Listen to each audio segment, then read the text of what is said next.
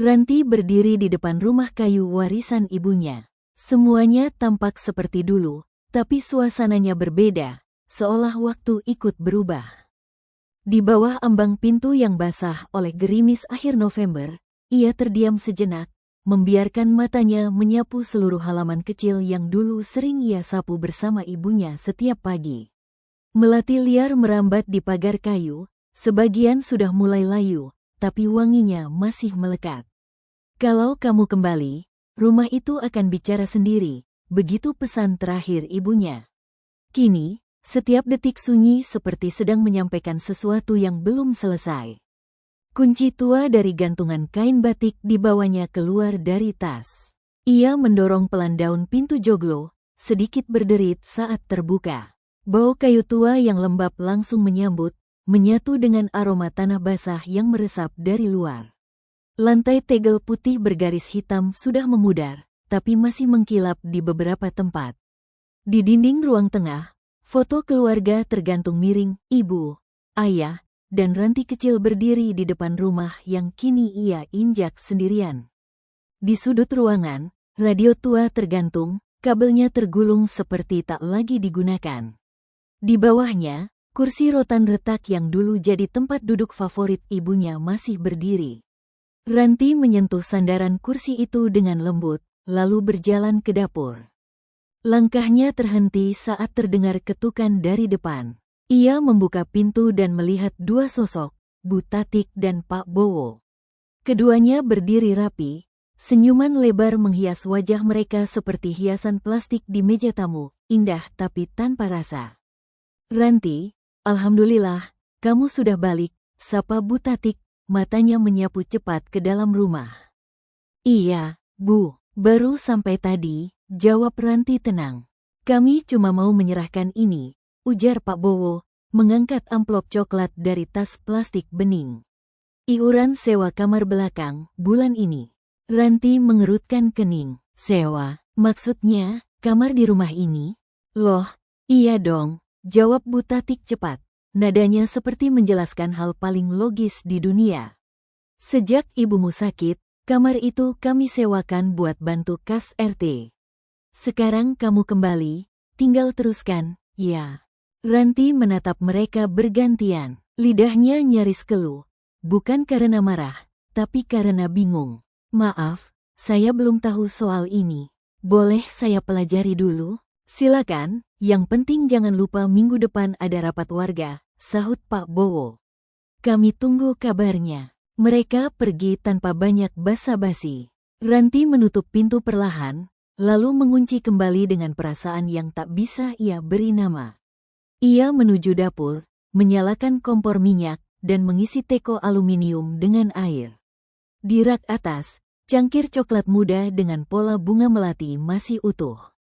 Ia menyeduh kopi tubruk, duduk di kursi rotan sambil memandangi foto tua yang menggantung miring. Sore turun makin gelap, suara keroncong samar terdengar entah dari mana, mungkin radio tetangga. Ranti bangkit, berjalan ke lemari tua di ruang tengah. Di bawah laci, jari-jarinya menyentuh sesuatu yang keras dan berat. Ia menariknya keluar, sebuah map coklat, tebal, diselotip di sisi kanan.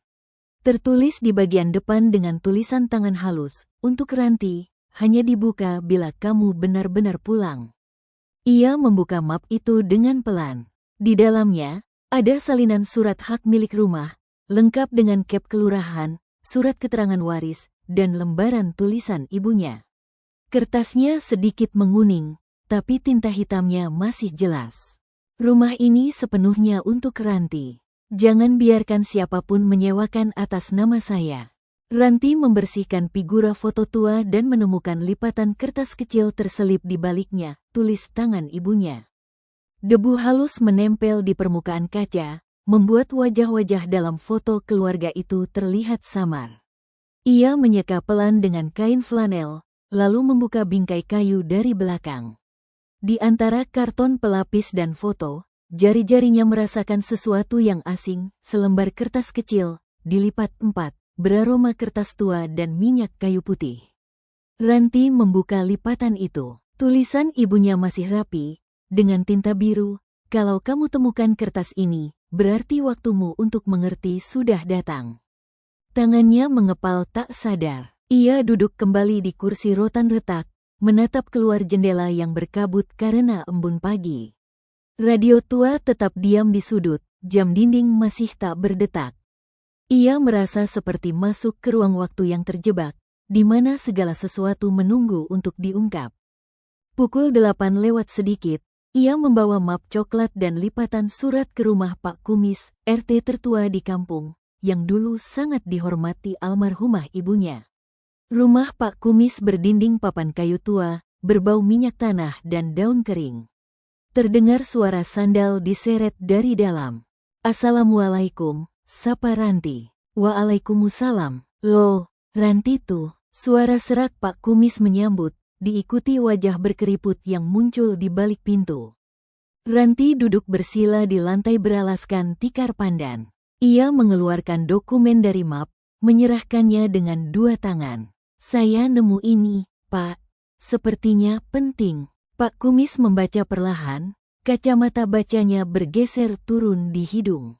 "Loh, ini surat warisan ibu kamu, ya? Tulisannya saya ingat betul, tapi saya nggak pernah nerima salinannya dulu. Waktu itu ibu sempat sakit, mungkin belum sempat mengurus," ucap Ranti. Pak Kumis mengangguk pelan. "Ibumu orangnya tertib, tapi juga nggak suka ribut. Kalau surat ini memang sah, seharusnya tidak ada yang menyewakan kamar itu tanpa izin kamu."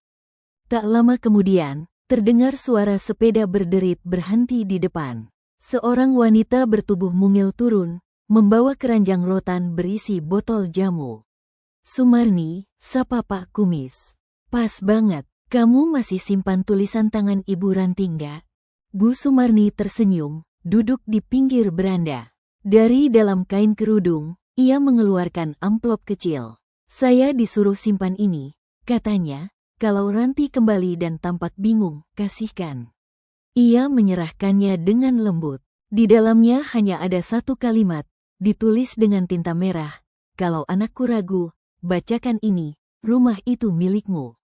Pak RT tahu, Bu Sumarni tahu, hanya warga yang lupa. Ranti menunduk lama, lalu membuka buku catatan kecil dari tas kainnya.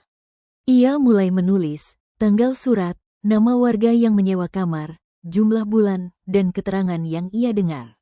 Ia tidak ingin mempermalukan siapapun, ia hanya ingin kejelasan.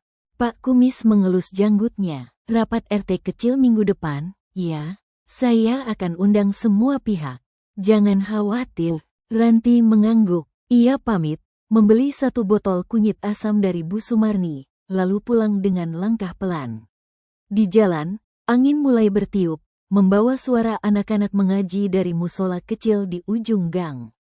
Hatinya tidak sepenuhnya tenang, tapi ia merasa sedang berada di jalur yang benar. Sore itu, ketika langit mulai berubah warna kejinggaan, ia sedang menyapu lantai papan tua yang berderak pelan saat diinjak.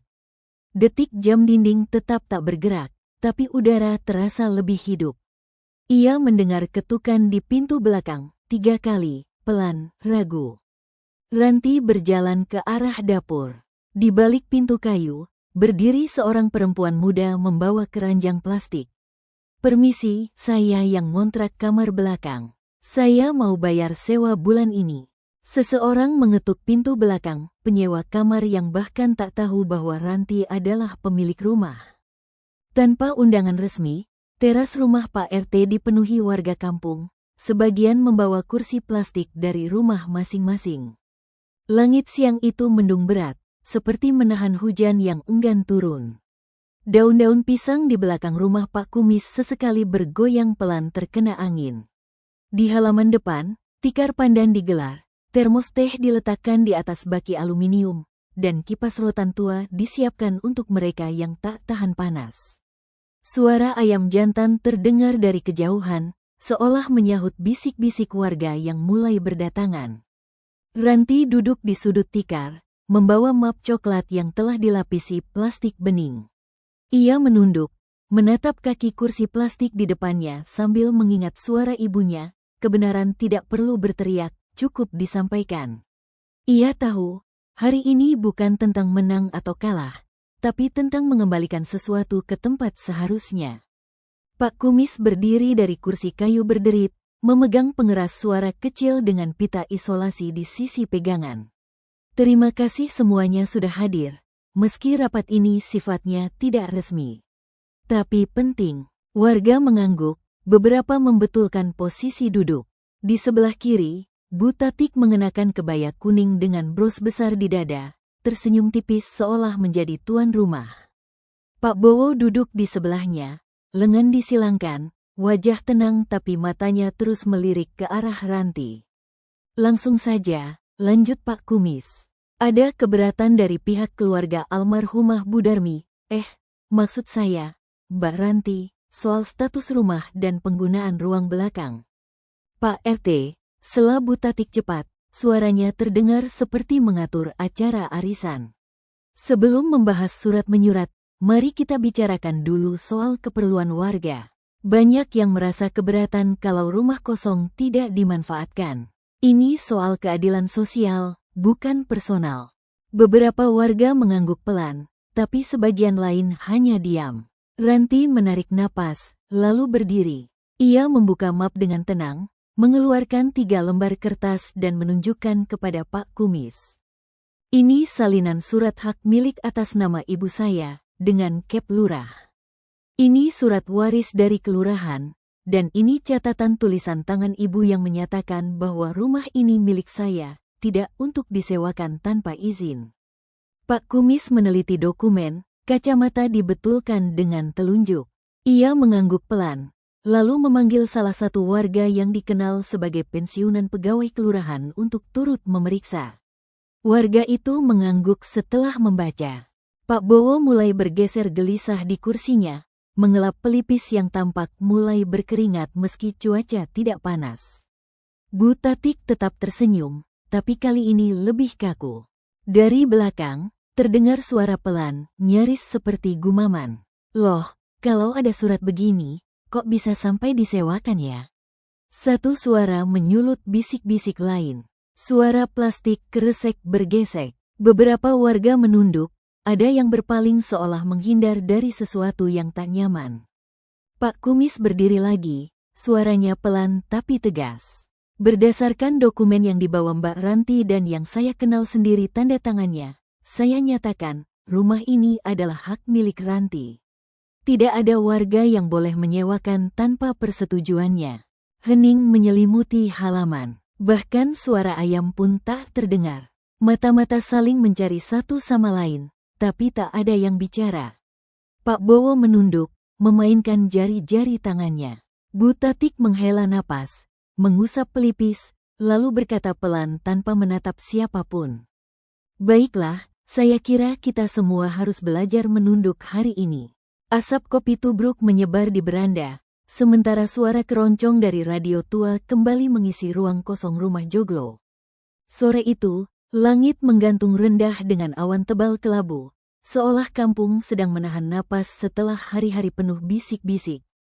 Di halaman depan rumah Ranti, tikar pandan digelar, kursi bambu berderet rapi menghadap meja kayu panjang yang kini berfungsi sebagai konter sederhana. Poster menu ditulis tangan dengan spidol hitam di atas karton kuning, kedai warisan, kopi, wedang jahe, keripik pisang, bacaan bebas. Setelah pengakuan di rapat RT seminggu lalu, Ranti memutuskan untuk tidak hanya tinggal, tapi benar-benar menetap. Ia membersihkan ruang depan rumah, mengelap cangkir-cangkir keramik lama yang dulu hanya dipakai saat lebaran. Rak buku kecil dari kayu jati kini berdiri di sudut, diisi beberapa majalah tua dan buku resep tulisan tangan ibunya, disumbang oleh Bu Sumarni pagi tadi. Waktu dulu, ibu kamu suka nyeduh kopi sore sambil bacakan cerita dari majalah wanita tahun 80-an, ujar Bu Sumarni saat menyerahkan buku-buku. Anak-anak kampung sering duduk di tikar depan sini, dengerin sambil makan kacang rebus. Hari itu, warung kecil milik Ranti dibuka tanpa seremoni. Hanya suara sendok beradu dengan gelas, dan aroma kopi yang perlahan menarik langkah-langkah ragu. Seorang tukang becak parkir di bawah pohon mangga, melepaskan topinya dan masuk pelan-pelan. Dua anak bersarung lewat dan berhenti setelah melihat tulisan "Bacaan Bebas". Seorang ibu PKK mampir sambil membawa kantong plastik berisi jajanan pasar. Ranti melayani mereka satu persatu. Ia menyeduh kopi dengan tangan terlatih, menuang air panas dari teko aluminium, lalu menyajikan dengan senyum kecil dan ucapan pelan, "Silakan, seperti dulu." Anak-anak mulai membaca, duduk bersila di ujung tikar. Tukang becak menyeruput kopi sambil bersandar, menatap langit yang masih enggan turun hujan. Dari radio tua yang digantung kembali di dinding, alunan gamelan lembut mengalir menyatu dengan suara azan dari surau sebelah. Ranti berdiri di dekat pintu, mengenakan daster batik biru tua, rambut dikuncir sederhana. Tangannya sibuk, tapi pikirannya melayang pada ibu. Bagaimana dulu wanita itu melayani bukan sekadar minuman, tapi kehangatan dan pengakuan bagi siapapun yang datang. Lalu, tanpa suara langkah, Bu Tatik muncul di tepi jalan. Ia tidak membawa tas tangan besar seperti biasa. Matanya menyapu halaman, lalu perlahan melangkah masuk. Beberapa kepala mendongak, tapi tak satu pun bersuara. Ranti menatapnya sebentar, kemudian mengangguk ringan. Bu Tatik duduk di kursi pojok, dekat pohon kersen. Ia diam, tidak meminta apa-apa, hanya menatap ke depan. Tangannya mengusap lengan bajunya pelan, seolah tidak yakin ingin tetap di sana atau pergi. Ranti mengambil salah satu cangkir warisan ibunya, mengisi dengan kopi hitam yang baru diseduh. Ia membawanya perlahan ke arah wanita itu. "Kopi favorit ibu dulu, tanpa gula, kan?" Ketika mengganti sprei lama, Ranti menemukan kunci kecil berkarat terselip di celah papan lantai. Hujan turun deras sejak petang, memukul genteng tanah liat dengan ritme teratur. Suara gemericik menyatu dengan bunyi kayu mengembang yang sesekali berderak pelan. Di kamar tidur utama yang kini jarang ia tempati, Ranti menyalakan lampu meja kecil. Cahaya kekuningan menyinari lemari, kasur tua, dan dinding yang dihiasi kain batik bergambar bunga kenanga. Ia sedang merapikan tempat tidur ketika jari-jarinya menyentuh sesuatu yang keras di antara lipatan spray dan papan lantai. Sebuah kunci kecil, tua, dengan gagang bulat dan karat mengelupas di ujungnya. Tangannya membeku sejenak. Ingatannya langsung melompat pada ucapan ibunya bertahun-tahun lalu. "Kalau kamu temukan kunci, berarti waktumu tiba untuk membuka masa lalu." Dengan hati-hati, ia menelusuri sisi bawah ranjang, menemukan rongga kecil tempat papan bisa digeser. Di dalamnya, sebuah peti kayu kecil tersembunyi. Ranti menariknya keluar, menyeka debunya dengan napas tertahan. Kunci itu pas di lubang kunci tua. Suara klik pelan menyambut, dan penutup peti terangkat. Di dalamnya tersusun rapi lembaran-lembaran kertas folio kuning yang sedikit mengelupas di tepinya. Di pojok kanan atas, tertulis, "Desain R. Darmi 2011. Tulisan miring, halus, dengan tinta biru. Jantung Ranti berdegup kencang. Ia menyentuh satu halaman, membaca skema bak penampungan air hujan dengan saluran filtrasi sederhana. Ada pula denah rumah kampung sehat, sistem pembuangan limbah ramah lingkungan, dan ide membuat lubang resapan mini di halaman belakang. Ketukan pelan di pintu depan membuatnya menoleh. Bu Sumarni berdiri di ambang pintu dengan payung basah. "Maaf ganggu malam-malam," katanya pelan. "Tadi saya ingat, ibumu pernah cerita soal peti di bawah ranjang. Boleh saya lihat?" Mereka duduk bersisian di lantai kamar. Ranti memperlihatkan isi peti, satu persatu. Bu Sumarni membaca lembaran itu dengan mata berkaca. Ini semua ide besar, tapi waktu itu, orang kampung belum siap. Mereka pikir ibumu cuma istri tukang ukir. Ranti diam. Ia mengambil satu lembar yang menggambarkan sistem pengumpulan air hujan, lalu menarik kursi dan duduk di dekat lampu. Di lembar berikutnya, ada coretan tangan ibunya. Tidak semua ide harus diterima saat itu juga. Tapi aku yakin, suatu hari, seseorang akan memahaminya. Malam semakin larut, tapi Ranti tidak ingin tidur. Ia mencatat ulang beberapa skema ke buku tulis baru, menyalin dengan tulisan tangannya sendiri. Ia tahu apa yang akan ia lakukan, cetak ulang, beri judul sederhana, dan tempel di dinding kedai warisan. Tak perlu nama besar, hanya perlu suara kecil yang sabar. Tangisnya jatuh tanpa suara, bukan karena sedih, tapi karena bangga. Di balik diamnya, ibunya adalah seorang pemikir. Seorang perempuan Jawa yang tidak butuh panggung untuk membuktikan dirinya. Keesokan paginya, saat embun masih menempel di pagar, Ranti sedang menyiram tanaman saat Pak Bowo muncul di depan gerbang. Ia membawa map plastik transparan. Saya simpan ini lama, mungkin ini milik ibumu juga. Radio tua yang rusak selama bertahun-tahun menyala sendiri, memutar lagu keroncong yang dulu sering didengar ibunya. Pagi itu, matahari naik perlahan di atas atap rumah Joglo. Udara segar membawa bau tanah yang baru disiram embun. Di dalam rumah, cahaya keemasan menyusup melalui kisi jendela kayu, jatuh tepat ke atas rak piring kaca di dapur. Dan di ruang tamu, suara yang lama hilang kembali hidup, keroncong lawas, mengalun pelan dari radio tua yang menggantung di dinding. Tidak ada yang menyalakannya, kabelnya bahkan belum pernah diperbaiki. Tapi musik itu hadir, seolah dibawa oleh waktu itu sendiri. Ranti berdiri di depan meja bundar, memandangi selembar kertas yang siap ia bingkai. Di dalamnya, tercetak ulang dengan tinta biru, skema rumah kampung sehat, sistem resapan air, dan catatan tangan ibunya yang kini ia kenang dengan penuh hormat. Di sisi kiri halaman, tertulis, waktu tidak bisa diminta kembali, tapi bisa ditemukan ulang oleh yang sabar. Di luar, halaman musola kecil mulai ramai. Ibu-ibu membawa baskom berisi jenang dan bunga mawar, anak-anak mengenakan baju koko putih, dan Pak Kumis terlihat memegang megafon kecil sambil menyambut warga. Hari itu, Maulid Nabi akan dirayakan sederhana, dengan pembacaan solawat dan doa bersama. Tapi bagi Ranti, ini lebih dari sekadar perayaan keagamaan. Ini adalah hari ia akan menyerahkan sesuatu yang tak ternilai. Ia melangkah ke balai kampung di ujung jalan, membawa map berisi cetak biru dan tulisan asli ibunya. Di teras balai, Bu Sumarni sudah menunggu, memegang nampan kecil berisi bunga melati dan teh panas. "Kamu yakin mau menyerahkan semuanya?" tanya Bu Sumarni pelan.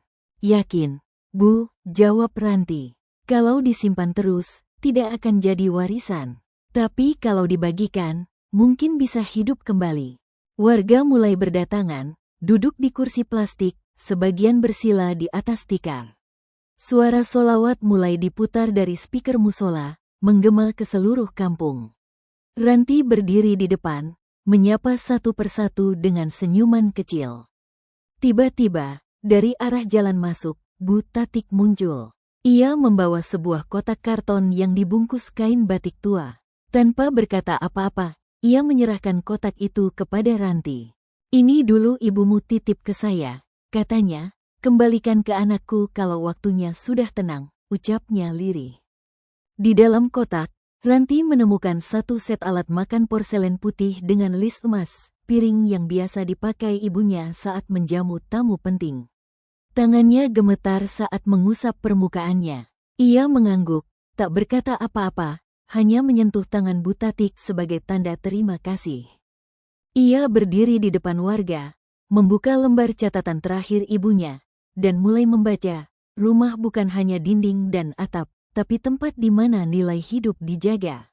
Jika aku tak sempat menjelaskannya semasa hidup, semoga catatan ini cukup menyampaikan. Jangan tinggalkan nilai baik, hanya karena dunia belum sempat mendengarnya. Suasana hening, hanya terdengar suara anak-anak ngaji yang mulai naik dari arah musola. Di sudut kanan halaman, beberapa bapak-bapak tua duduk minum kopi sambil mengangguk perlahan. Seorang anak kecil tertawa, lalu berlari mengejar ayam di pekarangan. Angin bertiup lembut, membawa wangi bunga mawar dan melati dari nampan-nampan tumpeng. Ranti menarik napas panjang, lalu menatap semua yang hadir. Warisan sejati bukan rumah, tapi nilai yang kita tinggalkan. Jam dinding tua berdetik kembali. Di bawahnya, Ranti tersenyum. Waktu telah kembali dengan cara yang paling lembut. Radio tua itu mungkin hanya sebuah benda diam, tapi di pagi itu, ia menjadi saksi bahwa waktu bisa pulih dalam keheningan yang lembut. Ranti tidak pernah berniat mengubah siapapun, ia hanya bertahan dengan tenang, dan dari ketenangan itu, kampung mulai melihat dengan cara baru. Kadang, kebaikan tidak datang dengan suara besar atau nama besar. Ia hadir lewat secangkir kopi, selembar catatan tua, dan keputusan untuk tidak membalas dengan amarah. Karena, ketika kita berhenti menilai dari luar, kita mulai menyentuh sesuatu yang lebih dalam, hati. Mungkin hari ini, seseorang di dekat kita sedang menunggu secuil kebaikan yang tidak menghakimi. Jika cerita ini menyentuh hatimu, pertimbangkan untuk membagikannya sebagai lentera kecil bagi jalan hidup orang lain.